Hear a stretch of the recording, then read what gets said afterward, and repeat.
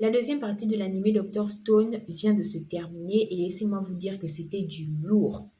Franchement, si vous n'avez pas regardé, je vous conseille vivement de foncer tout de suite. Donc, je veux récapituler un peu ce qui s'est passé et tout. Dans l'épisode 21, vous avez Kohaku, Tsukasa et Yuga qui se font violemment tirer dessus. On ne sait même pas encore si Yuga est vivant ou non et si oui ou non la pétrification va l'aider à se rétablir. Et dans les épisodes suivants, je m'y attendais pas du tout, mais tous les personnages se font violemment tirer dessus. Même si on sait que avec la pétrification et tout, il faut être sauvé, mais laissez-moi vous dire que c'était un massacre. Hein.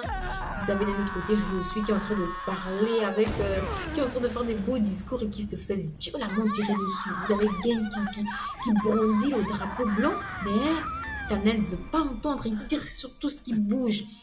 Dans l'épisode 22 et 21, vous avez la petite Suika. Ah, c'était une héroïne, la petite Suika qui a essayé de recréer la formule, mais elle a réussi au bout de 7 ans aussi à arriver. C'est une... Franchement, Suika, bravo à toi. Elle a donné un sens mieux à l'anime. C'était les deux derniers épisodes, j'ai failli pleurer. C'était tellement intense, riche en émotions. Si vous n'avez pas regardé l'anime Dr Stone, je vous spoil pas plus. Je vous conseille juste d'aller regarder. C'est une pépite.